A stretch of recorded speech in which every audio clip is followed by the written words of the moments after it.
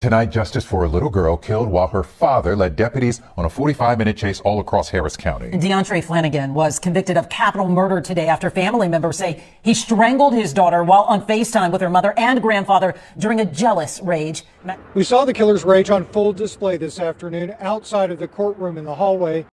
It was supposed to be just another ordinary day, a day like any other in Harris County, Texas. But as the sun rose on March 20th, 2023, no one could have predicted that the world of a little girl, just 2 years old, would be shattered in the most horrific of ways. Zea Flanigan was about to learn that the person who should have loved and protected her the most, the man she called father, would be the one to take her life. As the clock ticked away that fateful morning, DeAndre Flanigan, a man with a history of violence, picked up his daughter from daycare. At first glance, there was nothing out of the ordinary. A father picking up his child, heading home for what should have been a simple, peaceful day. But peace was the last thing Zea would find that day. Behind the calm exterior, the tension that had long been building in DeAndre's troubled life was on the verge of spilling over. And that was just the beginning. Kristen Watson, Zea's mother, had been desperately trying to protect her daughter for days. She had warned the authorities time and time again about DeAndre's violent threats, but no one listened. No one acted. She had called the police, begging them to intervene before something terrible happened. But nothing was done, and that inaction would cost Zea her life. Her cries for help fell on deaf ears. The day was unfolding with such horrifying precision, no one could have stopped it. The love of a father, something that should be a bond unbreakable, was twisted, corrupted by rage and resentment. DeAndre's demons were consuming him, and in the blink of an eye, his fury turned into something unspeakable. Zea, innocent and loving, would pay the ultimate price for her father's rage. Welcome to Shocking True Crime Stories HQ. A big thank you to all my viewers, and a special shout out to my subscribers for your unwavering support as we explore famous and hidden true crime stories. Don't forget to hit subscribe for more fascinating content. DeAndre's history was a trail of destruction. He wasn't just a father. He was a man who could not find peace. Born in 1998, DeAndre's life had been marred by violence and emotional instability. From a young age, he struggled to hold on to anything stable. His relationships were volatile, riddled with anger and manipulation. He couldn't maintain meaningful connections, especially with Kristen, who had long been the target of his abusive behavior. As an adult, DeAndre floated from job to job, never finding fulfillment or stability. His personal life was a mess of broken promises and shattered bonds. He wasn't the man anyone had hoped he would become. Instead, he was a man defined by his anger, unable to escape the toxic grip of his emotions. DeAndre had a criminal record stretching back to 2017, charges for evading arrest, assault, and even criminal mischief. He was a man whose violence was never far from the surface, waiting to explode when provoked. But all of that was only the beginning of the nightmare that would unfold. On that fateful day, March 20th, 2023, DeAndre did what no father should ever do. He picked up his daughter from daycare, driving her away from the safety of her caregivers, unaware of the tragedy that would unfold. It all started so innocently, so quietly. No one knew that the worst was coming. DeAndre's next move? A trip to Walmart where Kristen worked, a place where he would confront her, demanding something no one could ever imagine. He wanted her phone password. Kristen refused, knowing what would come if she gave in. But DeAndre wasn't in the mood for reason. He had already crossed a line, and this was just the next step.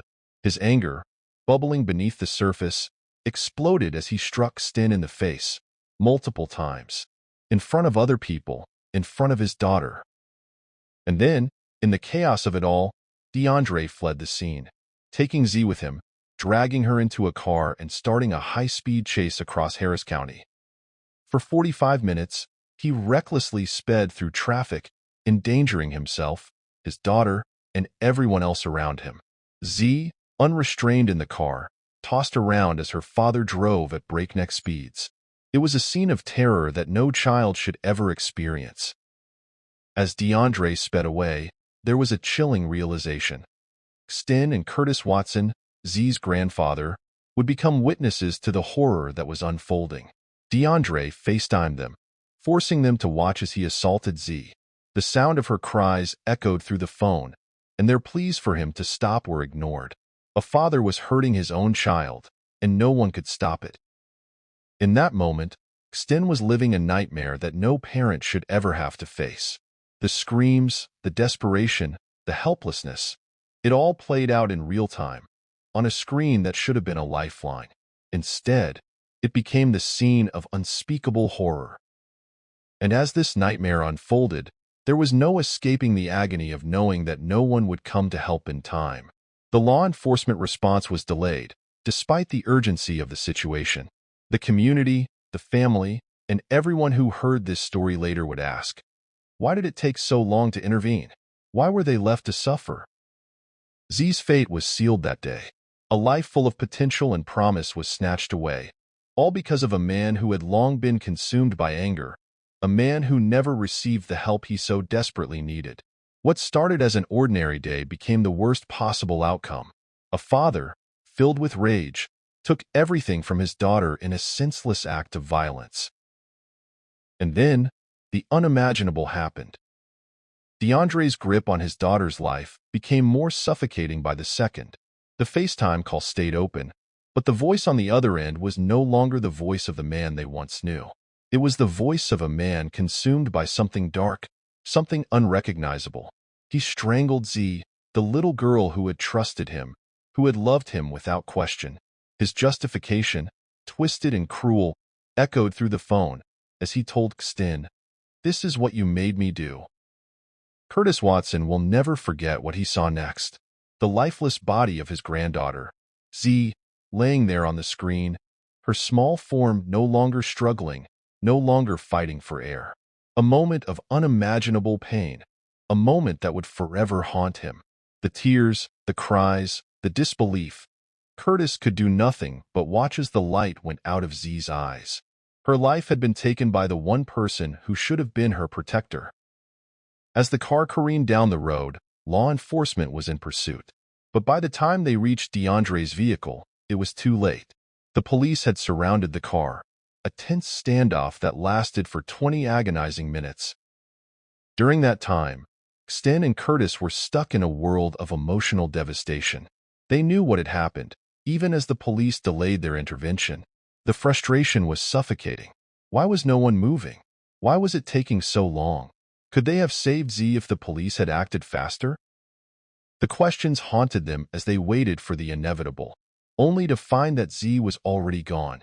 The standoff may have lasted 20 minutes, but it felt like a lifetime. And in that time, Zea's life had been lost, taken by the one person who should have cherished it above all else. The delay, the missed opportunity for intervention, would become a point of public outrage. Why hadn't the police responded sooner? Why was there such a delay when a child's life was in immediate danger? This wasn't just a failure of law enforcement. It was a failure of the system, a failure to protect an innocent child from the horrors that she had to endure. The emotional weight of this missed opportunity would be felt by everyone who learned about the case, especially Sten and Curtis, who knew that, in that moment, Zea's life was slipping through their fingers, and no one moved quickly enough to save her. The horror of the chase, the brutality of the act, and the painful delay in intervention, all of it would haunt the community for years to come. A child had been lost, and with her went a part of the family's soul. The callousness of fate often leaves us feeling helpless, as if we're trapped in a nightmare that we can't wake up from. Sten Watson, a mother, a protector, was trapped in that very nightmare. Her daughter, Zea, was gone, taken by the one person who should have been her guardian. The emotional devastation Sten felt in the aftermath of her child's death is beyond comprehension. Zea was her world, and now that world had been ripped apart. Sten had spent days, even weeks, pleading for help, warning the authorities about the danger her daughter was in. She had called the police, she had filed reports, and yet, despite her warnings, they did nothing. The authorities failed to intervene. They dismissed her concerns. And now, Zea was dead. The heartbreak of losing her child, coupled with the gut-wrenching realization that she had been let down by the very system meant to protect her, was more than Sten could bear. She had watched, helpless, as Zea's life was stolen away in front of her eyes. She had begged DeAndre to stop, to not hurt their daughter, but those pleas were ignored. And then the crushing reality set in. Zea's final moments were something Sten would never escape. The pain of knowing her daughter had died, knowing she couldn't protect her, would stay with her forever. But the question haunted her, the one she couldn't stop asking herself. Why did he do this? Why did her own father hurt her like that? Zea had been nothing but a light in his life, loving him unconditionally, believing in him. And yet, in the end, he took it all away. Sten was left with an unanswerable question and the agony of never understanding why. In early 2025, the trial of DeAndre Flanigan began. The courtroom, filled with somber faces, held a heavy silence as the charges were read. DeAndre's violent history came to light. A man whose life had been marked by anger, abuse, and destruction. The prosecution presented his criminal record, assault charges, evading arrests, and criminal mischief. It was all laid bare, and it painted a picture of a man who was, at his core, dangerous. The details of Zea's death were revealed in court. Her cause of death was confirmed as strangulation, a fact that added weight to the charge of capital murder. The emotional toll of hearing this truth hit the courtroom hard. The family, the community, anyone who knew Zea, felt the sting of that realization. The jury would be left to decide DeAndre's fate, but for Sten, nothing would bring her daughter back. No verdict would ever undo the damage. The legal system had its say, but it didn't change the raw pain of a mother's loss. As the trial continued, Sten's grief was palpable, but so was her resolve. She would not let Zea's death be in vain. She became a voice for those who had no one to advocate for them, especially children who suffered in silence. Sten turned her heartbreak into action, committing herself to a cause greater than her own pain. She called for changes in the criminal justice system, changes that would prevent tragedies like Zea's from happening again. She wanted stronger protections for domestic violence victims, and for the system to recognize the warning signs before it was too late. Sten's fight wasn't just for her daughter. It was for every person who had been failed by the system, for every child who had been neglected, for every victim who had been ignored. The emotional strength Sten displayed in the face of such unimaginable loss was nothing short of remarkable. She continued to mourn her daughter, but she also continued to push for change. Every speech she made, every petition she signed, every step she took was fueled by the love she still carried for Zea. But it wasn't just love.